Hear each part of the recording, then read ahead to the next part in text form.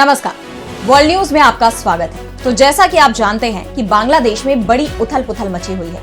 अब खतरा मोहम्मद यूनुस की कुर्सी पर मंडराने लगा है।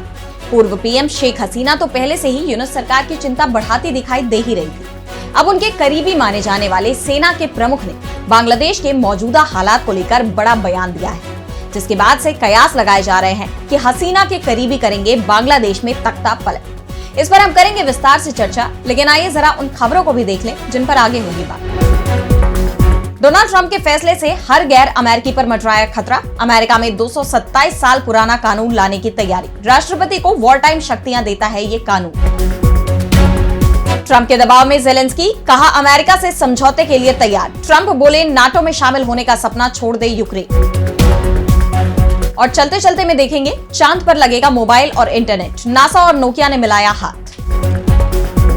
तो बांग्लादेश में एक बार फिर तख्ता पलट हो सकता है। इस तरह की खबरें लगातार सामने आ रही हैं, जिन्हें देखते हुए अंतरिम सरकार के प्रमुख सलाहकार मोहम्मद यूनुस टेंशन में नजर आ रहे हैं। और उनकी इस चिंता को बढ़ाते हुए बांग्लादेश की सेना ने देश की सत्ता संभालने की बात कह दी है। दरअसल बांग्लादेश में शेख हसीना सरकार के तख्ता पलट के बाद से ही हालात काफी तनावपूर्ण है। जगह जगह से हिंसा की खबरें सामने आ रही हैं। अल्पसंख्यकों को निशाना बनाया जा रहा है। शेख हसीना के समर्थकों पर हमले किए जा रहे हैं। उपद्रवियों ने तो यहां तक बांग्लादेश के संस्थापक शेख मुजीबुर रहमान के ऐतिहासिक पैतृक निवास को भी ध्वस्त कर दिया। यूनुस सरकार देश में बढ़ते अपराध, हिंसा पर काबू पाने में असफल रही है। ऐसे में सेना ने सरकार को चेतावनी दे दी है कि अगर यही हाल रहा तो फिर हम सत्ता के सूत्र संभाल सकते हैं। बांग्लादेश की सेना के प्रमुख वकार उज-जमा ने माना कि उनके देश में सब ठीक नहीं चल रहा। बांग्लादेश की बिगड़ती कानून व्यवस्था पर चिंता जताते हुए उन्होंने कहा कि देश संकट में है और इसके लिए राजनीतिक उथल-पुथल जिम्मेदार है। राजनीतिक लोग स्थिति की गंभीरता को न देखते हुए एक दूसरे की निंदा करने में लगे हुए हैं। सभी पक्ष एक दूसरे पर आरोप लगाने में व्यस्त हैं, इसलिए उपद्रवियों को हालात अनुकूल लगते हैं। उन्हें लगता है कि वे कुछ भी करके बच निकलेंगे। ऐसे में सेना पर चीजों को संभालने की ज्यादा जिम्मेदारी आ जाती है।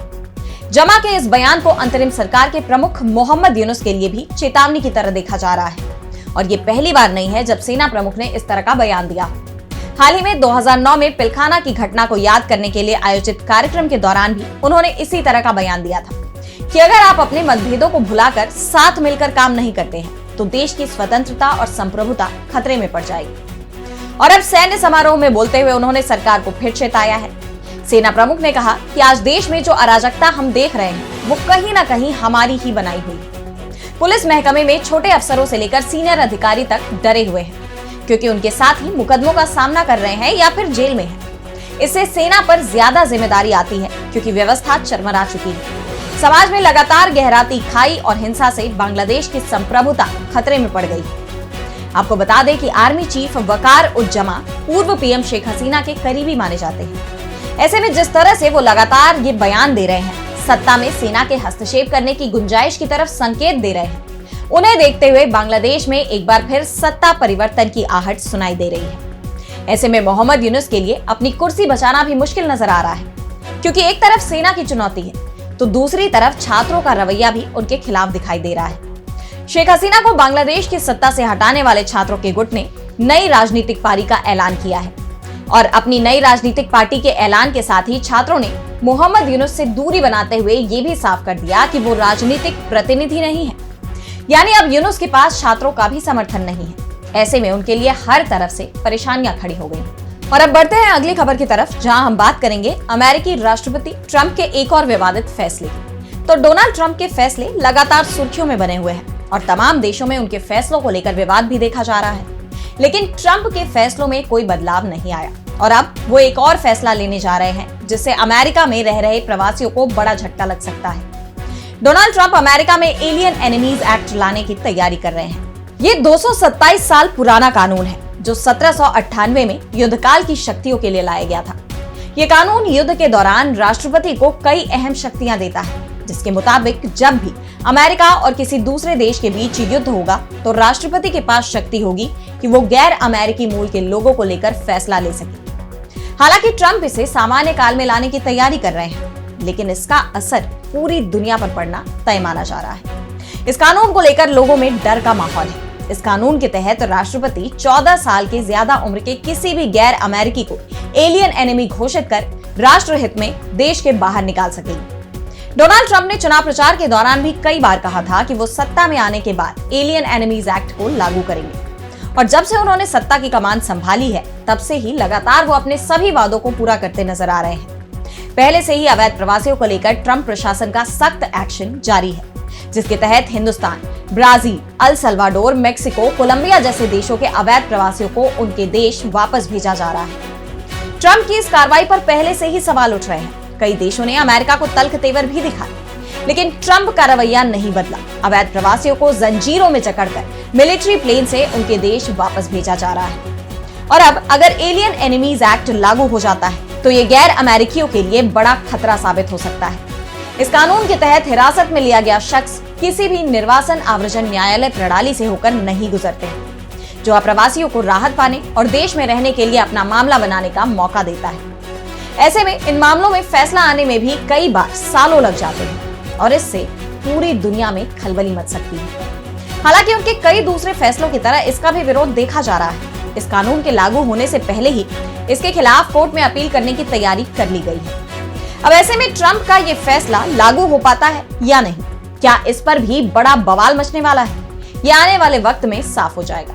और अब अगली खबर में बात करेंगे यूक्रेन की। तो रूस यूक्रेन युद्ध को लेकर अमेरिका के रुख के आगे अब यूक्रेनी राष्ट्रपति वोलोदिमीर ज़ेलेंस्की ने घुटने टेक दिए हैं। उन्होंने खनिज पदार्थों को लेकर अमेरिका के साथ समझौता करने पर सहमति जताई। दरअसल अमेरिकी राष्ट्रपति डोनाल्ड ट्रंप ने इस युद्ध में यूक्रेन को अमेरिका से मिले सहयोग के बदले वहां के खनिज पदार्थों पर अमेरिका के अधिकार की मांग की है, और साथ ही ये धमकी भी दी है कि अगर यूक्रेन ने ऐसा नहीं किया तो उसे मिलने वाली सारी मदद रोक दी जाएगी। हालांकि ज़ेलेंस्की ने पहले तो इस प्रस्ताव का विरोध किया था और ये कहा था कि मैं देश के साथ समझौता नहीं कर सकता, लेकिन ट्रंप के दबाव में आखिरकार उन्हें पीछे हटना पड़ा और अब उन्होंने इसे मंजूरी दे दी है। ज़ेलेंस्की ने कहा कि यूक्रेन अमेरिका के साथ समझौते के लिए तैयार है, लेकिन सुरक्षा की गारंटी पर अभी फैसला होना बाकी है। ये समझौता वॉशिंगटन में होने वाली वार्ता पर निर्भर करेगा। आपको बता दें कि ज़ेलेंस्की 28 फरवरी को अमेरिका दौरे पर जा रहे हैं। अमेरिका के राष्ट्रपति डोनाल्ड ट्रंप ने कहा है कि ज़ेलेंस्की शुक्रवार को एक महत्वपूर्ण खनिज सौदे पर हस्ताक्षर करने के लिए अमेरिका आएंगे। वहीं इस समझौते को लेकर ज़ेलेंस्की का कहना है कि जिस रूपरेखा पर समझौते पर सहमति बनी है वो एक व्यापक समझौते की दिशा में एक प्रारंभिक कदम है, जिस पर यूक्रेन की संसद की मंजूरी की जरूरत होगी। यूक्रेन को पहले ये जानना होगा कि अमेरिका अपने निरंतर सैन्य समर्थन के मामले में कहां खड़ा है।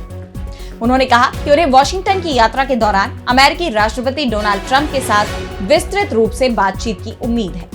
ये आर्थिक समझौता भविष्य की सुरक्षा गारंटी का हिस्सा हो सकता है, लेकिन मैं व्यापक दृष्टिकोण को समझना चाहता हूँ।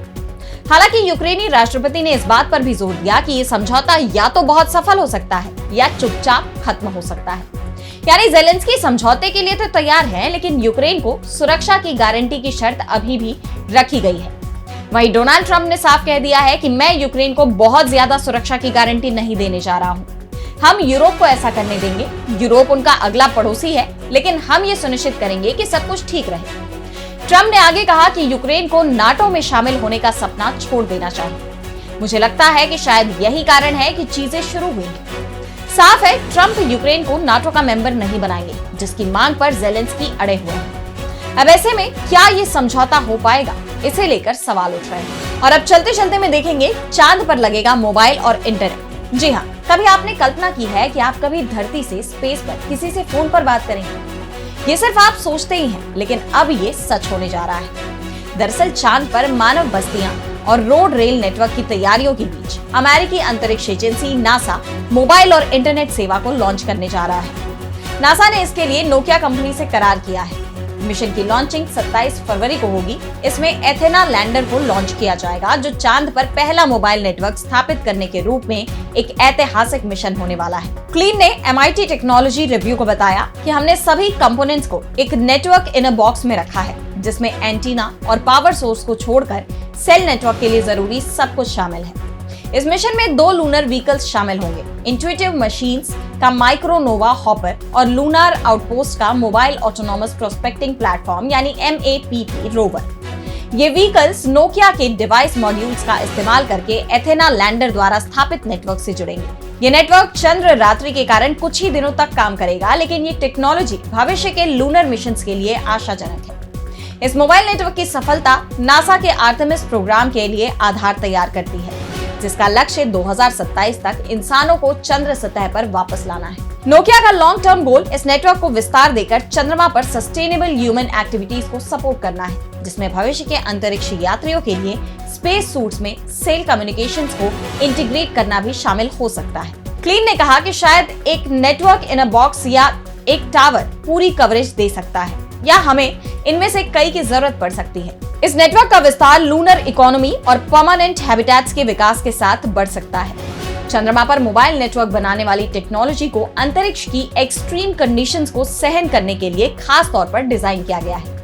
ये नेटवर्क पृथ्वी पर 4G और 5G स्टैंडर्ड्स के साथ कंपैटिबल होंगे। तो आज इस वर्ल्ड बुलेटिन में इतना ही। देश दुनिया की तमाम बड़ी खबरों के लिए बने रहिए DV Live के साथ और मुझे दीजिए इजाजत। नमस्कार।